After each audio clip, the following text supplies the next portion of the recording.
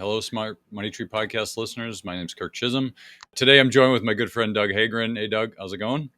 Hey, Kirk, I'm doing better today. So if everybody is watching, they can see that I'm totally blurry and fuzzy, which is a continued issue with my, well, I don't know what's going on with the drivers, but that was my whole day yesterday. I actually had to cancel meetings yesterday because my left eye basically went blurrier than this, but yet fogged over like I was trying to look through Glad wrap. And I thought I had a detached retina, but it turned out there was a corneal inflammation. I don't know. All I can say is, I have a new appreciation for all those pirates that used to walk around with a patch over their eye because it was a long day. I don't know, Doug. I'm looking at you, and I feel like it's a bad day to stop drinking. So, Yeah, for those of you that haven't watched Airplane. bum bump. All right. So, so let's just get started. So, Doug, a lot of stuff's going on. Let me just put this in context. I know we had a new CPI number out recently. It is down to 6.5%, which is probably a surprise to a lot of people. They probably think, hey, things are going back to normal. It's great.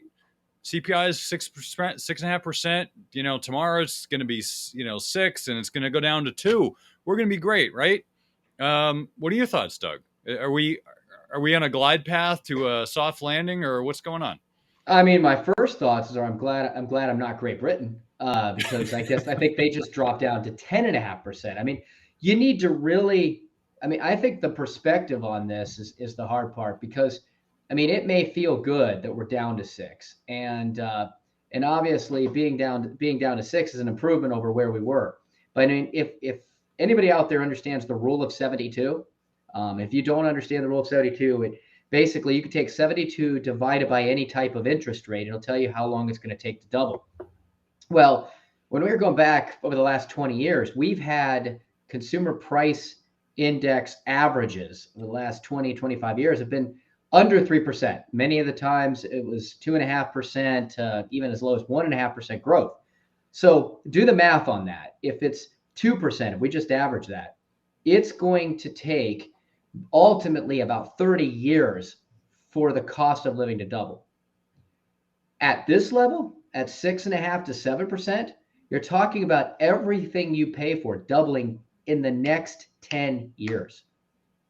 And most people are not prepared for that. So it may feel good that we're down to 6.5%, but we got a long way to go. And unless there are some significant changes that everybody out there starts making to the way they think about money, because we have an entire generation, that has been, or two actually, maybe even three, because I've never even experienced.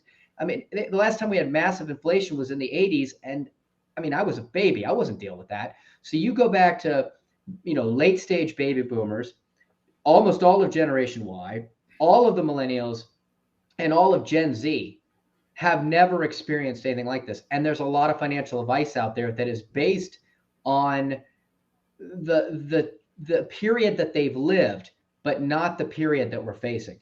And ultimately, I know the Fed came out and they said that their target is still 3%. They would be happy with 3%.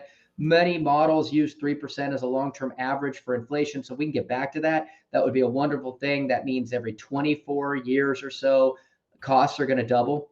But 10%, 10 years of doubling, it's going to get, it's pain. You think it's painful now, it's going to be really painful. Yeah, I think what's interesting is the model, like you said, is 3%, and I want to kind of touch on this a little bit because so one of the problems that we come across in the financial service industry, there we go, bring a little light on me. One of the problems we come across in the financial service industry is that people make assumptions, right? Numbers are based on assumptions, and whether the model is correct or incorrect is based on those assumptions, right? So you think about something like highly complex, like global warming or climate change or whatever you want to call it. Think of that concept. And we're not here talking about whether it's true or not, whether it's valid or not. None of that's relevant. But think about it from a complexity standpoint. The complexity of trying to model global warming or climate change is well beyond the comprehension of a human mind or computers at this point. AI is pretty nice, but even that's not at that stage. So think of the complexity of that. You've got lots of data floating around with different systems. Some of them are chaotic systems, some of them are non-chaotic systems. A chaotic system is randomized. There's no way to predict it, right? And then there's some systems which are very predictable. Climate has a little bit of both, right? There's stuff that's predictable and there's stuff that we don't understand. So maybe it's predictable, maybe it isn't, but we don't know understand it enough to know if it's predictable. So you think about the complexity of that, right? Now, let's say we're really good at modeling climate change. And then all of a sudden, one of the numbers is wrong, right? Let's say our models are correct. Like the models are great. We have the equations, the algorithms, we have everything perfect, but somehow one of the numbers is off. Well, now that throws off the whole model, right? It means the model is going to be incorrect because garbage in, garbage out, right? You have bad data coming in, you're going to have bad data going out. It's true with any model. So one of the challenges, not only the complexity of the model, and is the model correct and does it work, but this is the problem with any model. You get academics coming up all the time with models, and they try to explain things that have happened, but none of them are 100%. And these are really smart people creating them. So the lesson here is that a model is a good guide. It is not truth. It is just a guide of trying to find the truth or get as close to it. It's like science, right? Science comes up with theories, and eventually the theories are either proven correct or incorrect. But during that time, it's messy. People are figuring it out. Now, if you put together, if you come up with a scientific experiment, right, and you decide, let's say you're deciding whether, let's pick a political topic, whether ivermectin works on COVID, right? Let's really throw some sand in the gears here, and you come up with a bad study, right? Whether the study's bad, whether it's done improperly, or whether the data is bad, and you come out with the answer. People are going to say, "Oh, great, that's the answer." Well, maybe. I mean, it depends on the quality of the study, right? Maybe this quality of the study was bad. Maybe it was great. And people are like, well, but you didn't test this or you didn't test this. That's how science works, right? Is you're constantly testing the parameters, you're pushing the boundaries, you're having other people try to debunk what you're doing. That's a part of science. So modeling is much the same way. So if you look at using what you said, Doug, this 3% model for inflation, that's great. But is that a good number? Right? If it's a 3% model and you say, well, if I use 3% as a number and you save this amount a year, well, at retirement, you're going to have $1 million and you're going to meet your goals.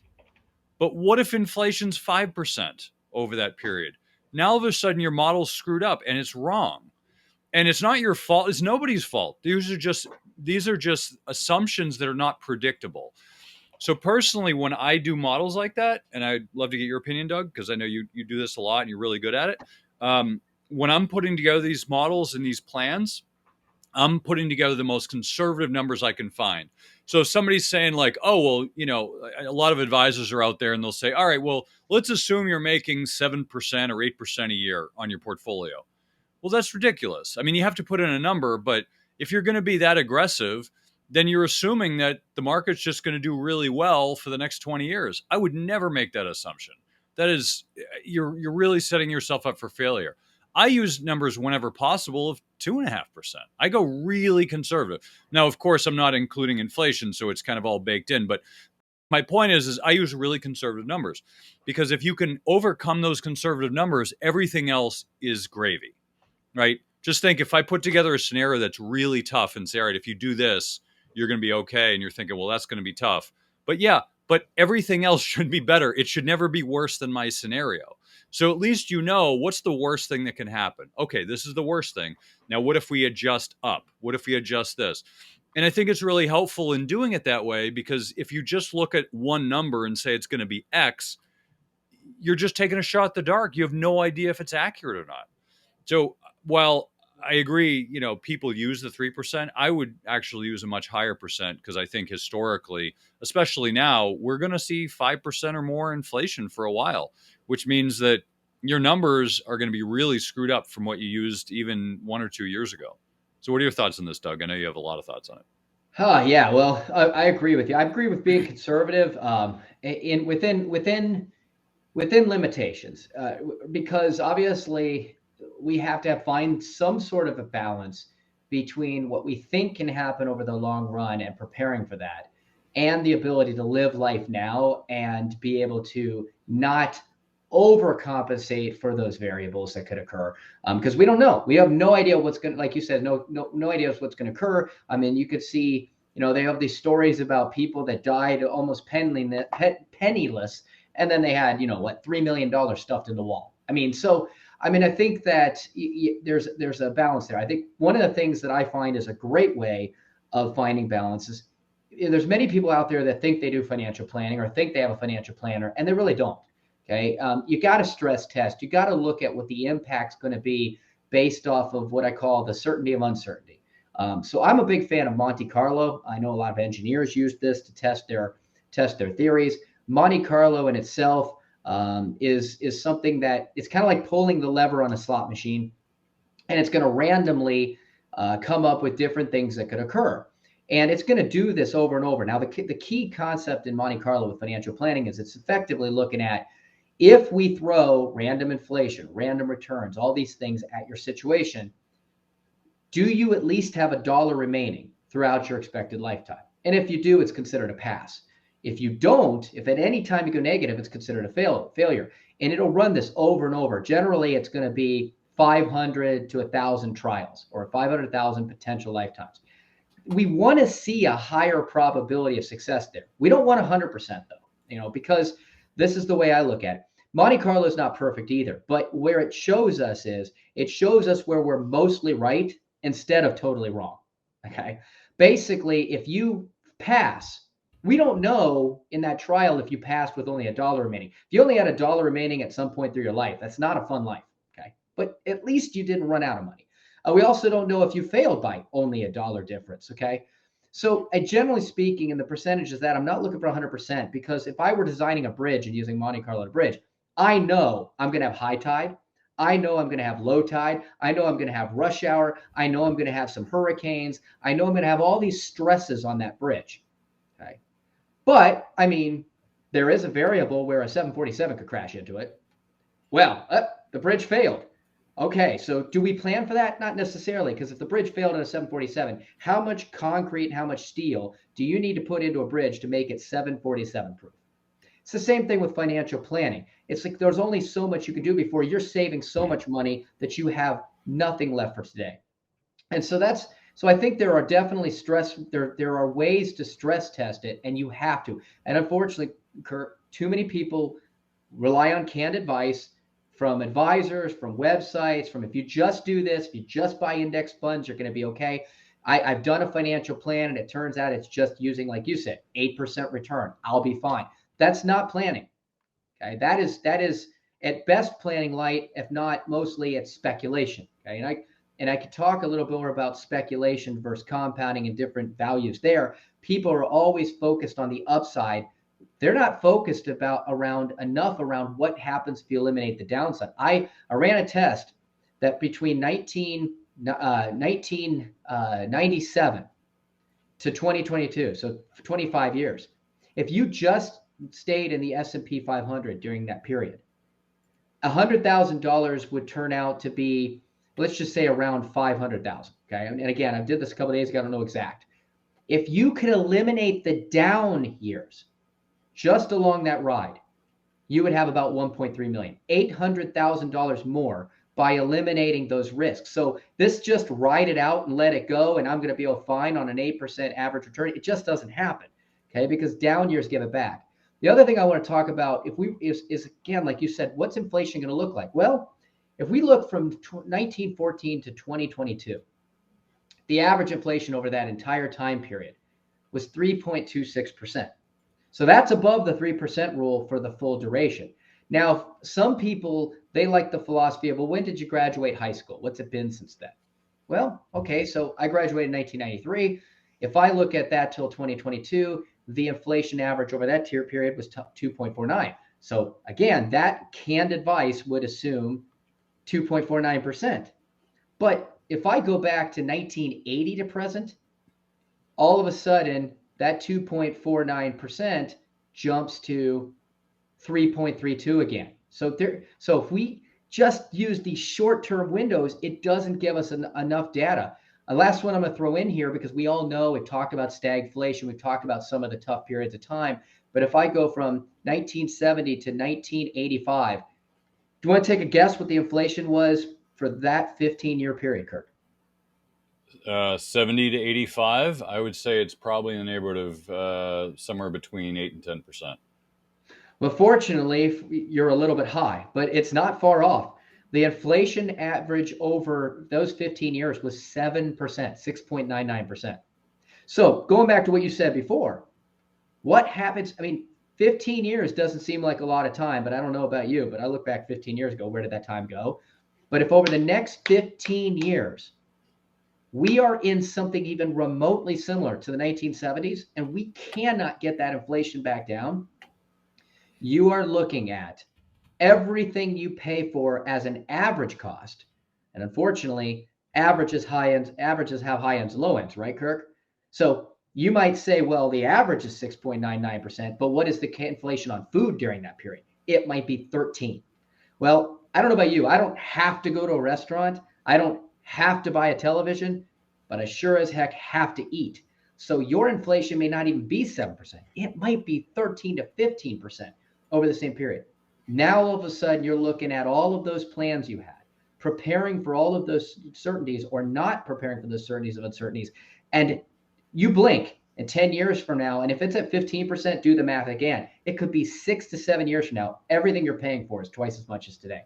It's going to have to take a new focus. There is, as we've said it before, a paradigm shift going on. Got to plan for, I would say, you have to start planning for some more consistent and predictable ways of managing this. Because if you don't, a speculative approach or just going in blindly, it could blow up everything you're trying to do. Yeah, no, I think that's important. I want to share a chart here based on kind of what Doug had said, which is we're going to show this chart. So this is the Dow, and for those of you listening, apologies, you can certainly go to the website and see this, but this shows the performance of the Dow from basically 1918 or 1915 up until 2022. Now, if you see here, you see in the 20s and 30s, obviously it was pretty ugly. It was a lot of big fluctuation, but end up being sideways for that whole period of time. Then, starting in right around 1966 until right around 1982, the market was also sideways. And then if you look again, right in late 99 till about 2011, call it 2012, the market was sideways again. So there are these periods of time where the market goes sideways. There's some volatility, but it goes sideways. Now, here's what I want to show, because you can look this up yourself. Here's the inflation adjusted version, and this is really what's important. So now you saw the prior version. Here's the inflation adjusted version. What do you notice here? Well, this more or less the early 1900s is very similar. But look at this period, 66 to 82. Now, the earlier version was flat, right? It bounced around a little bit, but was more or less flat. The inflation adjusted, it dropped. It dropped from basically 8,800 down to a low of a little under 2,500. That is an enormous drop. Why? Because this is adjusted for inflation. So what this means is inflation far outpaced the performance of equities or just the Dow index during that time period. It lost, I don't know, off the top of my head, it lost about 66, 70% of value over that time. That's enormous. That's approximately a 15-year period. It lost 70% of its value in in dollar terms, right? In what you can actually spend it for in the store. That's enormous, right? And we're looking at it now and we're saying, oh, well, inflation will go away. What if it doesn't?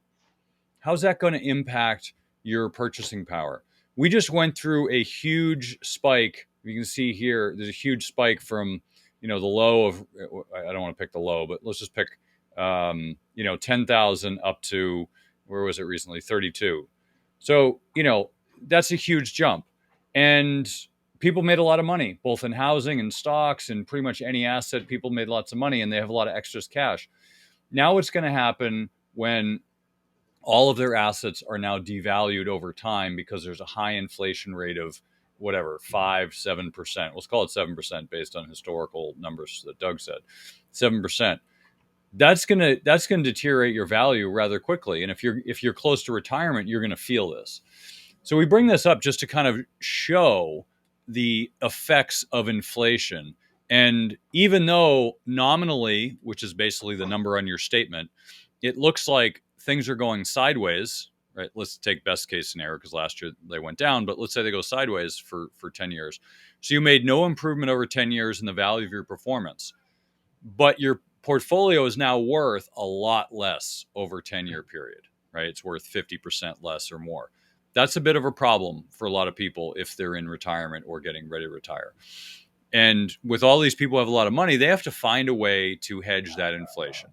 Now, there are a handful of ways to do that. It's not easy. It's actually going to be a lot more challenging than in the past. So all of those of you who are indexers are going to feel this pain. For all those of you who want the simple approach of just buy and hold or buy and hope or buy and forget, as I call it, you might also feel some pain. But I think those of you who are going to be more active and if you're listening to the show, you probably want to learn a little bit more. You need to find assets that are going to be a good hedge against inflation. And it's whether they're a good hedge or not is going to be highly dependent upon, if you kind of look at things from the perspective of what we normally expect, like real estate's a good inflation hedge. Yes, it is. For low, consistent inflation, real estate is a good hedge. Is it good in high inflation? Absolutely not. Is it good in hyperinflation? Absolutely not. There are certain things that are better than others. And historically, gold has been a good hedge against high inflation, hyperinflation, even moderate inflation. You could say, yeah, but it didn't do well last year. Well, first of all, 1 year is just 1 year. And two, it doesn't mean just because in the 70s it did well, it's going to do well now. That's actually not my thesis, because everyone who sells gold is going to tell you that. Well, look what it did in the 70s, and it was the best. There are other reasons for that. But I say that there are certain things that are good hedges against inflation. Gold is one because it is a good real asset that's a good hedge against inflation. Real estate's another one. The problem with real estate is it's also a business. So most people have it leveraged, which means let's say you have 50% of it leveraged. So you have a $100,000 property, you have $50,000 in equity. Well, what if that property goes down 50%? Now you have no equity. What if rents go down 50%? Well, now you've got a problem because you've got debt that is not declining, but you have an asset value that's declining, which means you're underwater. So leverage actually creates a lot of issues when it comes to inflation. Now, if you just own real estate outright and the cash flow is the cash flow, great. I mean, in Japan, this is what they did. Everyone allowed a slight devaluation every year. Nobody got fired. They just accepted lower pay. There was a collective cultural acceptance of deflation, and it worked for them. But we don't do that in this country. So you need to accept the way things are and just say, all right, how am I going to handle this excessive asset deflationary spiral that we might get ourselves into? And what am I going to do about that? So I'm just saying that you need to think about each of your assets. And I'm not saying real estate is good or bad. I'm not saying stocks or bonds are good or bad. What I'm saying is you need to be more agile. So if you're buying and hoping or buying and holding stocks, that's a bad idea. If you're nimble and you're agile and you're saying, hey, there's an opportunity here, let's look further into this. Great. That is a good thing to consider. Because what if stocks drop 50%? That's a good buying opportunity. What if they go up 50%? That's a great selling opportunity. I would not own stocks if you're up a lot from here. So you just need to understand in context where the assets are in the cycle, and are they a good point now, or are they going to be a good point later? I love equities. I love real estate. I love all assets, but each one has a time and a place. Do I want to buy 30-year treasuries at 1%? Absolutely not. Do I want to buy them at 10 or 15? Sign me up. I will buy as much as I can and twice on Sundays. It is just, you need to be at the right place. You need to buy at the right price at this point in the cycle. Because if you don't, you're going to get harmed. It's just you're going to lose value in your portfolio. It's much better just to be patient, wait for the right buying opportunities, wait for things that are reasonable value, and then acquire them. And you're going to do great during this period. But if you don't understand how to value assets, that's when you get yourself into trouble. Like, for example, if you're walking around saying, I want to buy real estate right now, you're going to lose money because now is not the time to buy real estate. There will be a time to buy real estate, but it's not today. And I think if you wait, if you're patient, you'll find opportunities that you will not expect, and there'll be great opportunities. But you can't walk around like a kid in a candy store during this time. You have to wait until it's maximum fear, maximum pessimism.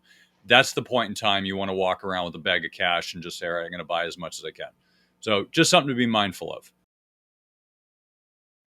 Hey, Doug, did you hear? We're giving away free money. Well, I'll tell you about it in a minute. But before I do, there's a saying in the mining community, well, precious metals mining, that is. The saying is that if you want the best deals, you have to be in the room. Now, you're probably thinking, what does it mean to be in the room? Well, I'll tell you. Being in the room means that you're on the short list of people who get invited to be a part of the best deals. These are the deals that most investors will never have access to. You mean like IPOs? Nope, IPOs are chump change. Those are for retail investors, small potatoes. That's nothing compared to these deals. These deals would have you salivating to get access to them. Once you know they exist, you will never look at investing the same way again. I almost don't want to even tell you that they exist because it will ruin your thinking of how the investing world really works. Now, you might be excited that these deals exist, but you only have access to the deals if you're an insider, or in the room as they call it. Now, as loyal listeners to the show, I'm going to give you a chance to be in the room. Money Tree Investing Podcast has created the Insiders Club. This is a community of our show's members who are loyal listeners of the show and want to get more out of their investing experience. Being a part of the Insiders Club gives you insider status for upcoming events and webinars, discounts, free stuff and books, and influence on the future direction of the show. This is a great opportunity to join us as we expand our content and services. Oh, and did I mention free money? Yes, in the next few weeks, I'll be giving away free money to our members of the Insiders Club as my appreciation for listening to the show. Now, there's no cost to join the Insiders Club. Just go to moneytreepodcast.com/free money today to join the community. That's www.moneytreepodcast.com/free money. I hope to see you in the room. So, Doug, what are your thoughts on this? I know we want to get into housing too.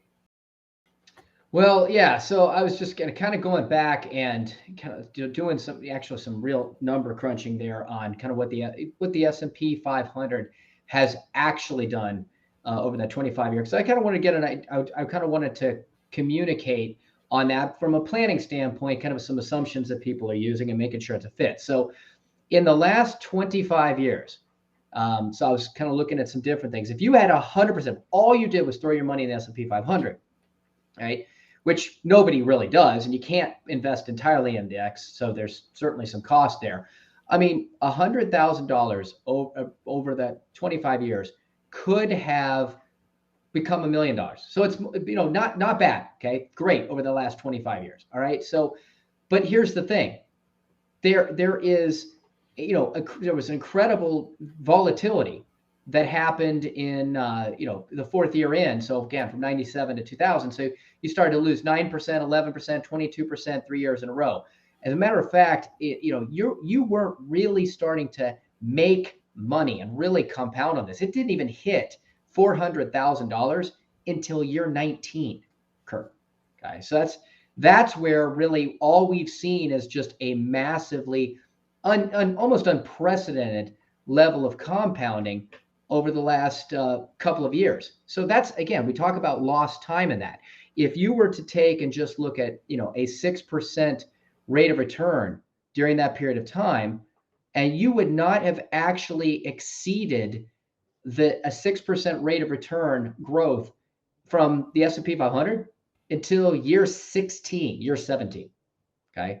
So when we start to do those assumptions, if you've got advisors or you're looking at, well, hey, Dave Ramsey tells me I can get 12% average a year. It's just not been the case.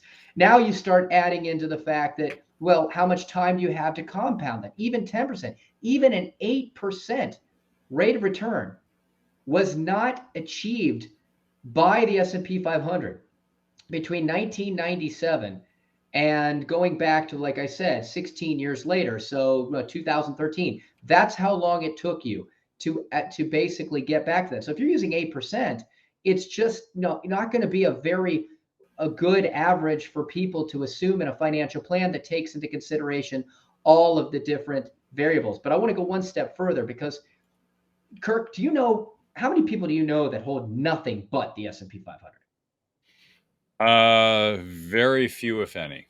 Very few, if any. So let's just take a look at kind of what a typical portfolio might look like and say maybe if you're even growth related, you've got, maybe, 80%. They talk, the 80-20 rule for a growth portfolio and use that result.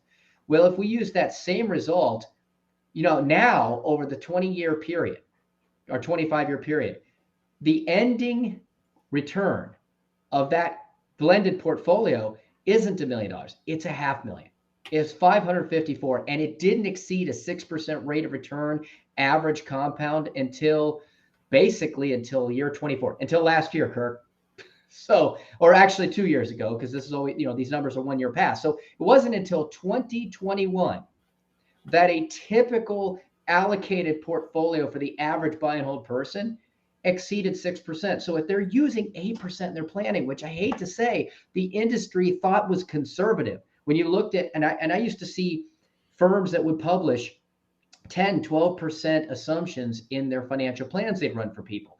There's still people that follow Dave Ramsey and who says you can get 12% a year by investing in a growth fund. Well, a growth fund is not 100% invested in the markets. Okay, so it's still, in the S&P 500. So these assumptions are poor. I'm not going to call them untruth, but we like to talk about half-truths. You have to have stress testing. You have to look at the certainty of uncertainty. You have to really understand these numbers. And these are before inflation, Kirk. These are just the actual return.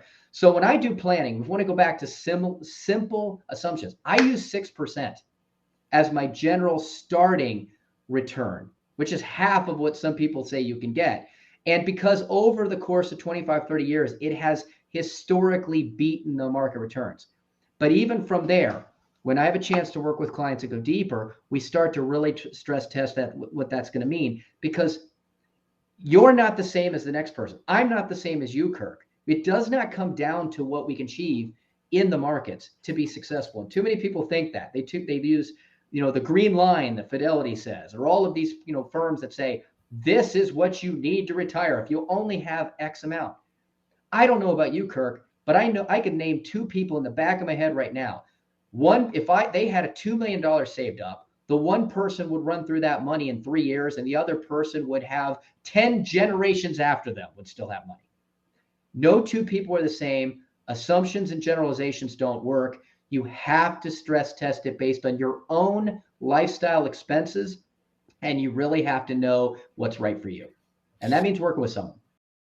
Yeah, I agree. And I want to point out that one of the reasons that people use high assumptions, and Dave Ramsey's a little bit of an exception, he may be just kind of off the mark, but most advisors use high assumptions like 10 or 12% because they're trying to peg you thinking that they're going to get you 10 or 12%. It's all a mind game. It's all a facade that, and for those listeners who are clients or prospective clients of this firm, they know that we don't talk about things in that nature because it's not healthy. And it's how everyone's programmed to think. So almost every advisor out there, they'll show you this chart and they'll say, here's what I would have done if you were a client. And, oh, look at the great return I would have gotten you if you were a client.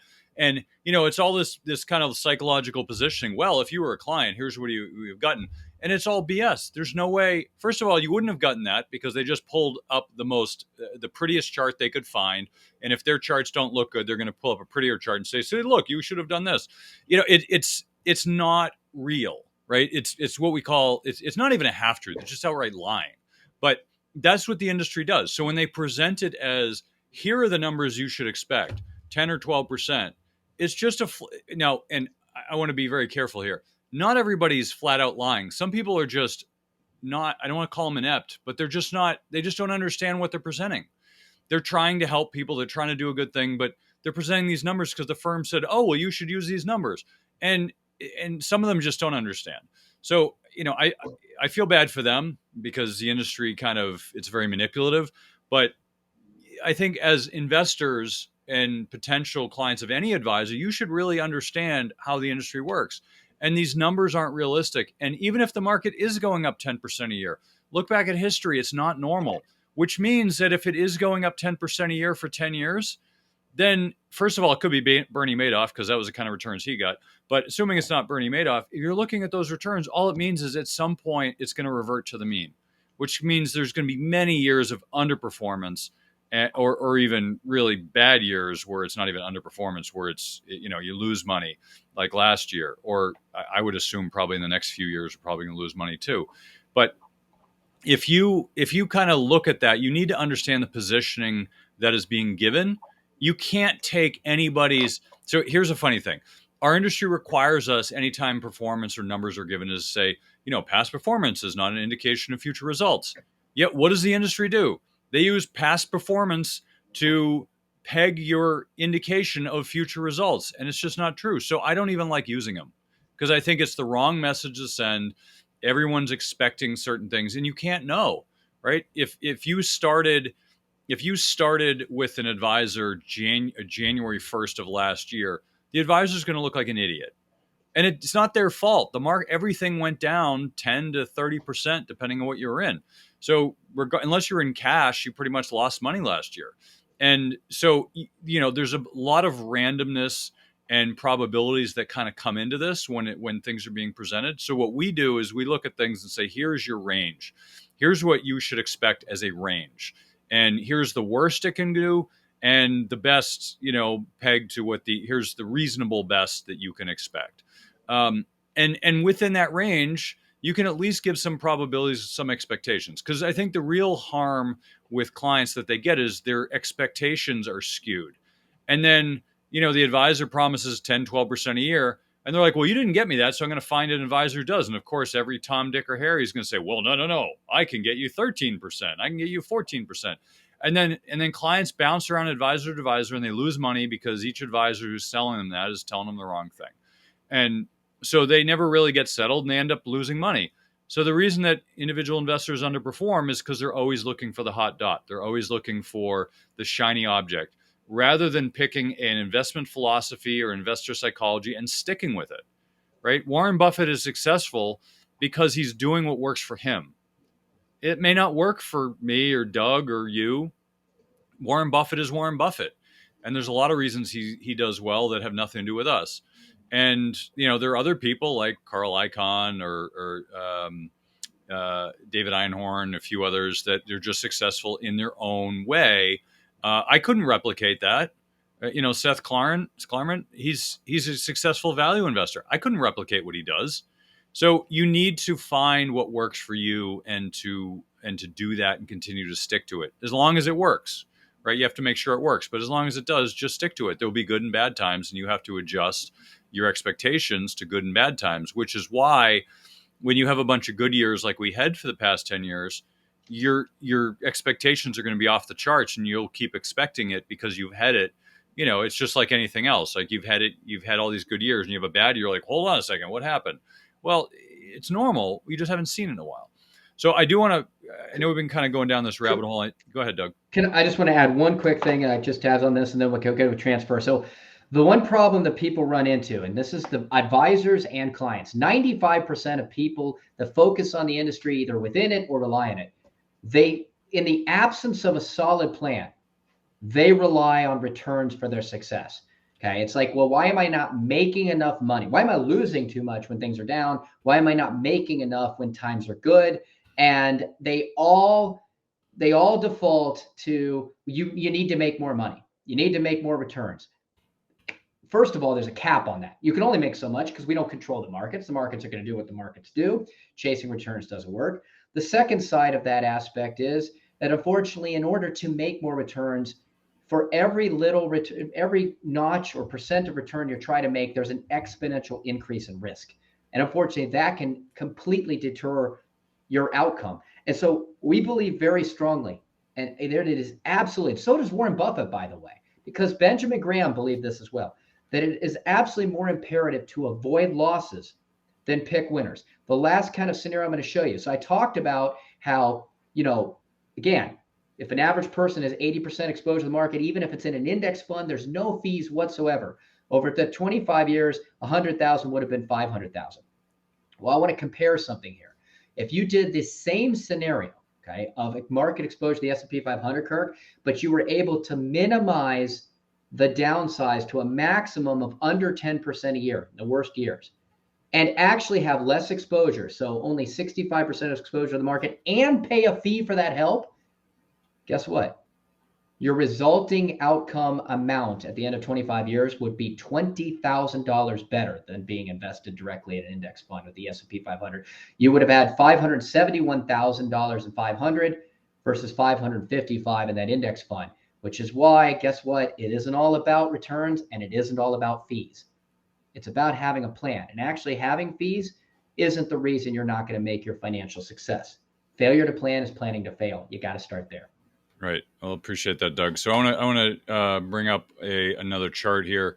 So I put this chart up on LinkedIn this week, and it blew up. I would say I wouldn't say it went viral, but it was really close to going viral. And here's the thing: most people they can feel what's going on, but they can't put numbers to it. They can't put visualization to it. You know, you feel like real estate's too expensive and you can't afford it, but you don't know why. This is a historical chart, and I could find one or two more charts that are similar that'll show the same thing.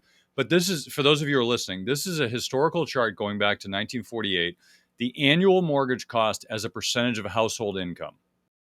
Now, when you go to buy a house, there is a ratio that they try to keep you under. If you go over that ratio, then you won't get the mortgage because you're spending too much on a house and too little on other things. So the lenders like to keep you within a certain ratio, right? Or else everybody would just go buy $100 million homes and they'd file for, they'd get foreclosed on 3 months later. But, within the ratio keeps you within reason of what you can expend on a house. Now, looking at this, what this shows is that normally in a historical perspective from where we were, 20 to 25% of your mortgage costs as a percentage of household income. So between 20 and 25% of your income will go towards your house. Now, if you look back in 1980, it peaked at around 52, 53% of household income went to what it cost to buy a mortgage, which means that people couldn't afford for a mortgage because they didn't have enough to live off of, right? Buying food, paying for gas, things like that. So that was the peak. And where we were in 2021 was 20%. And for those of you listening, where we were up recently, 45%. So we're not at the highest it's ever been in the last 100 and whatever some odd years or 80 years. But we're the second highest. Instead of being 52, we're at 45. And you see the spike in the chart is enormous. This spike is 100%. Or not 100, 99%. I want to be specific here. 99% of this is due to interest rates going from 2.5% up to 7.25%. And when you go that far, that fast, and real estate prices don't drop, it just means you can't afford the same home. So if a house was listed 2 years ago in 2021 for $1 million, and it's still listed for $1 million, it's not going to cost me 10 grand a month for that house. Now it's going to cost me 20 grand a month for that same house because my interest payments just went up. So what this means is, well, I can't afford 20 grand a month. That's like whatever, half my household income. So just looking at this, just understand that this shows affordability. So what we talk about on this show frequently, and every time I see a chart, I like to bring it up. I'm not a chartist, so we only bring up charts that other people bring, or else it'd be sitting around all day doing charting and not doing anything else. So even though we talk about it, I like presenting charts after the fact. And so those of you who are listening all the time, this, is that affordability is the big issue when it comes to housing, is what people could afford before, a year ago, and what they can afford now are two very different things. People can afford a lot less. And yes, inflation's coming down, but interest rates are still going up. And we haven't kicked inflation yet until it gets to 2%, which I think will be a long time. We're not back to where we were. So I think people have to understand that this is a big problem. And I would not. This is, and really what else this shows is this shows you should not be a buyer of real estate. You should be a seller. I'm not saying go out and sell your real estate today. I would, but I'm not telling you to do that. I'm saying that it is a great time to sell. It's a terrible time to buy, because the difference, the equilibrium between what people are paying and where the price is are normally balanced, right? You could argue whether it's a good price or a bad price or whatever. That's irrelevant, right?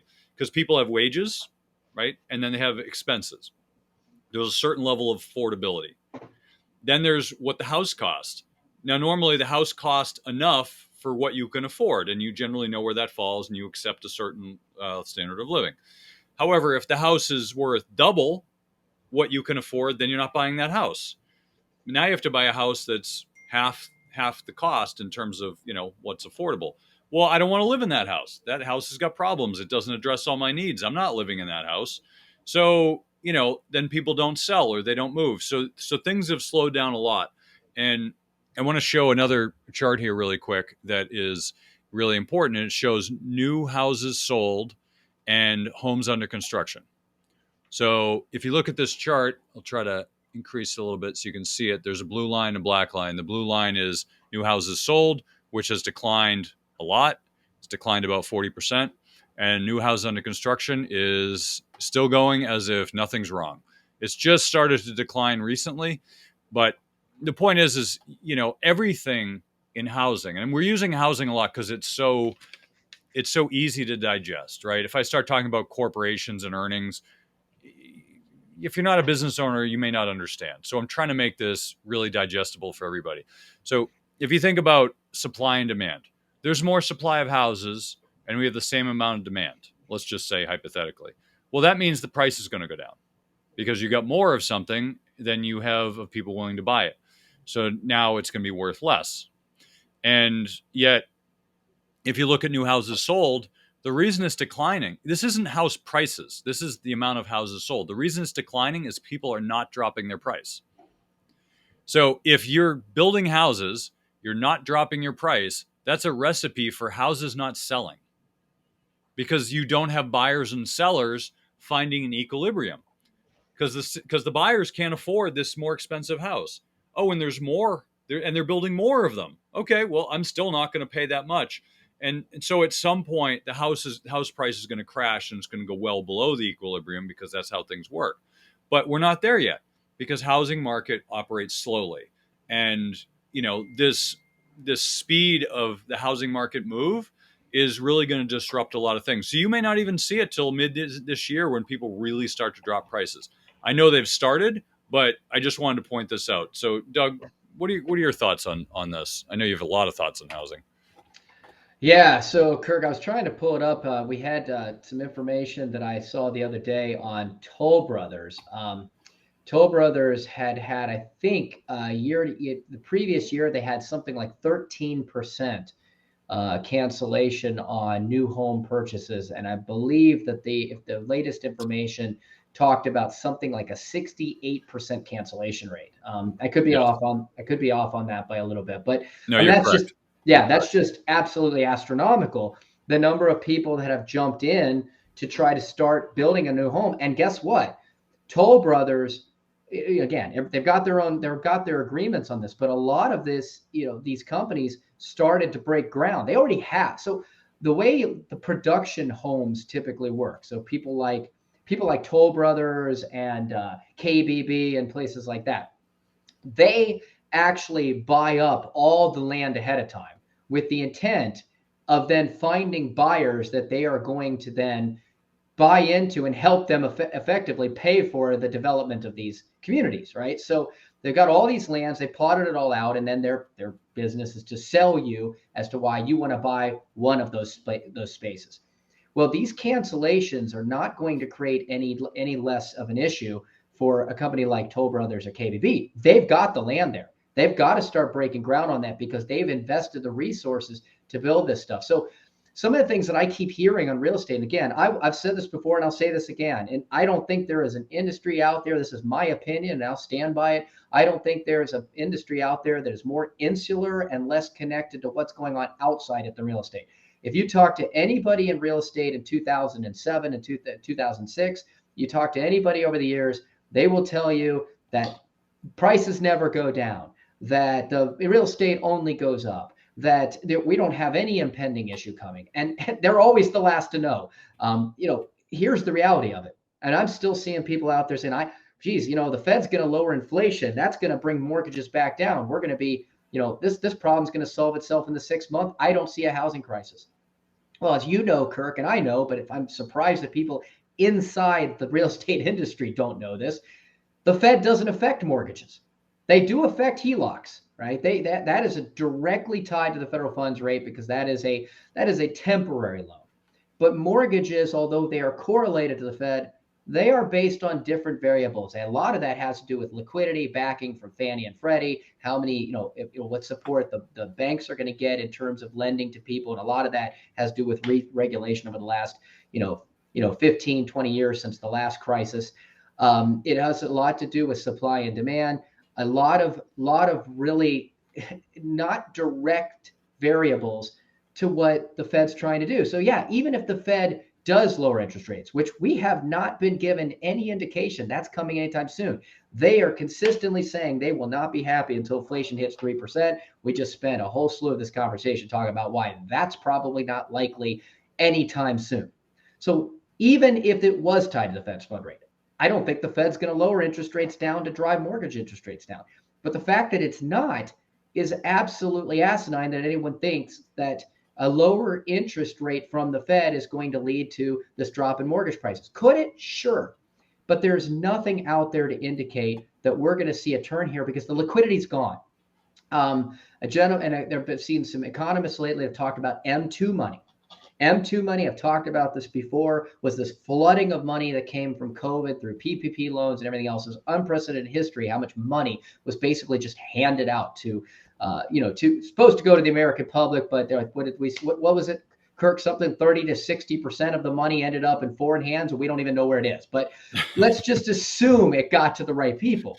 That money is in Ukraine, apparently. Yeah, Ukraine, right? That's the part we might know about. But so if we got trillions of dollars that as of a year ago, they said was sitting in people's pockets being spent. And people still go, well, I don't know what we're talking about, a recession. Everybody's out there buying. Yes, they're buying with money and cash. But we just saw a report that there is up to 60% of auto loans are now going into default. I mean, again, some of these I'm going from memory, I might be a little bit off, but there's been a massive spike in auto loan defaults. Okay. The cracks are there. People don't have are running out of the cash to buy things. But when you have had 15 to 20 years of low interest rates and an entire generation that came out of college or high school that has never experienced difficulty getting money, that's seen, unprecedented levels of consumerism. I mean, the stuff that people pay for, the apps, the glitz, deliveries, Uber, cell phones, all of this stuff. Now money's drying up. And guess what? It's no surprise that people are looking at this going, well, I don't see what's happening. There's no recession. Everybody's still buying. Yeah, because they're addicted to it. And they have never been trained to go through any type of cycle in which money isn't there. And let me tell you, Kirk, the number one cause of financial stress is lack of access to capital. Okay. We haven't had to worry about access to capital. For 25 years, you could get a loan for almost anything. I mean, prior to the Great Recession, liar loans, right? You could get a home loan with just by putting anything you wanted on an app. That got a little bit tougher, but still didn't take much to be able to get approved. Didn't take much to get approved for credit cards. Didn't take much to get approved for car loans. I remember when car loans were 1%, 2%. Anybody could get it.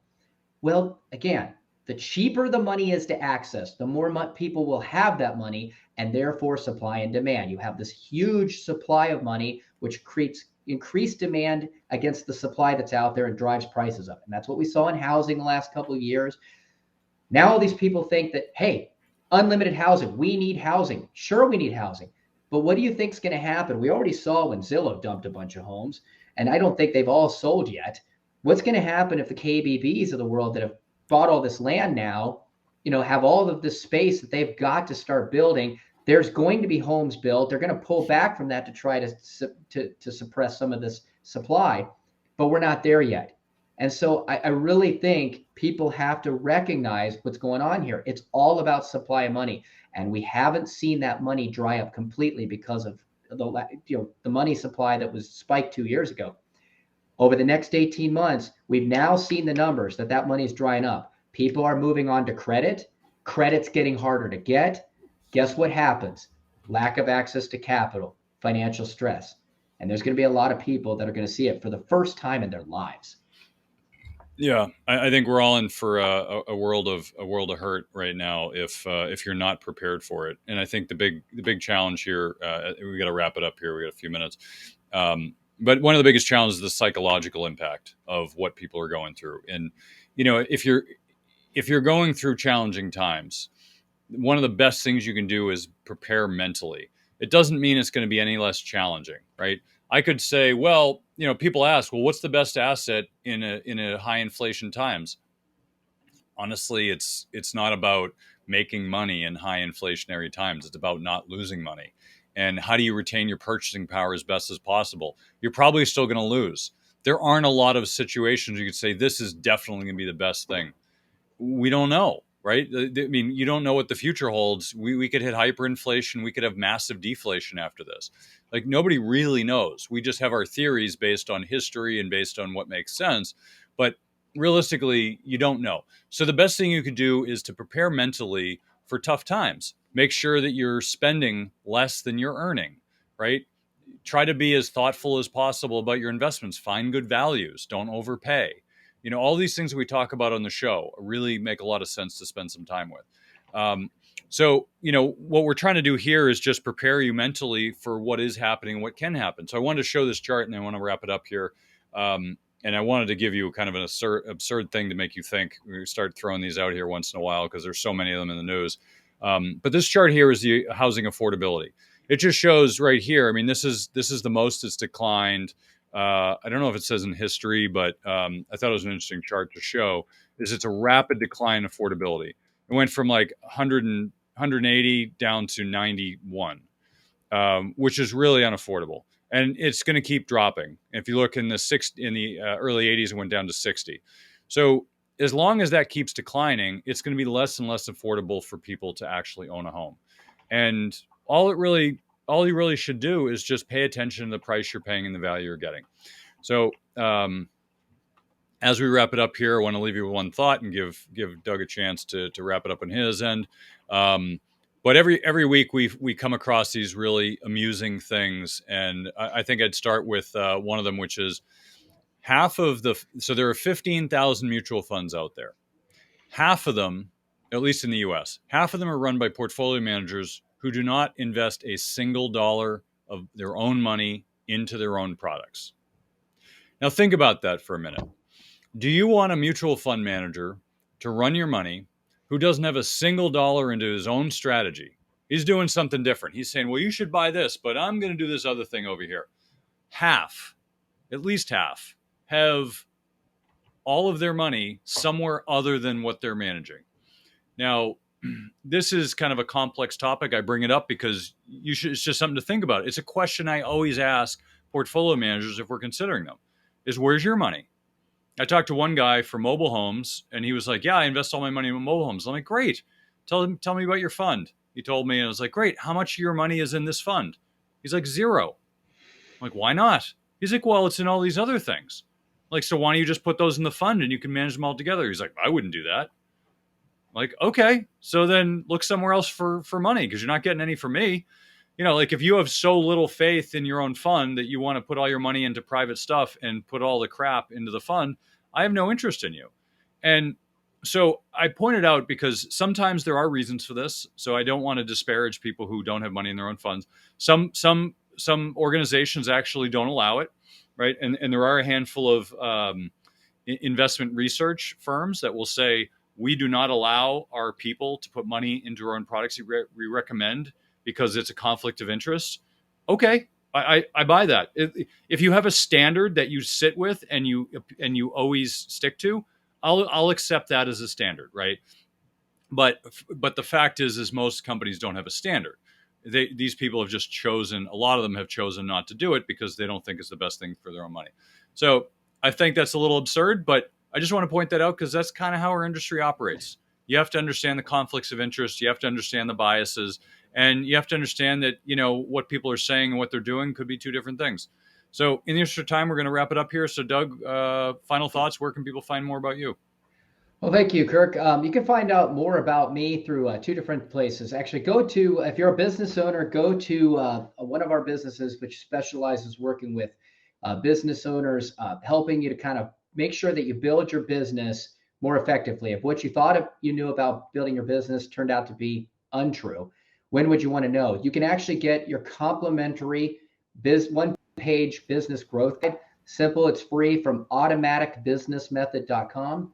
automaticbusinessmethod.com.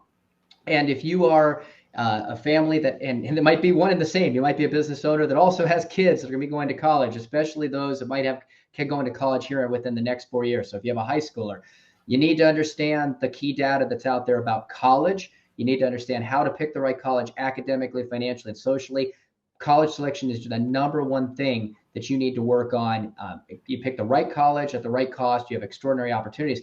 You can get free data there. We have key college funding data for 2022, 2023. I can get that free from our website at ProCollegePlanners.com. And you can also get information, our free cap report. So find out how much college is going to cost for you to up to 3 schools for free. Go there, download that. So automaticbusinessmethod.com and ProCollegePlanners.com for some free items that are very valuable to you. Great. Well, Doug, once again, thanks for joining us. Thanks for sharing your wisdom with us. That's the show for this week. Thank you again for joining us on Money Tree Investing Podcast. My name's Kirk Chisholm, Wealth Manager of Innovative Advisor Group. We don't just manage your wealth, we make your life better. You can find more about me at innovativewealth.com. And of course, you can find me every week here on this show.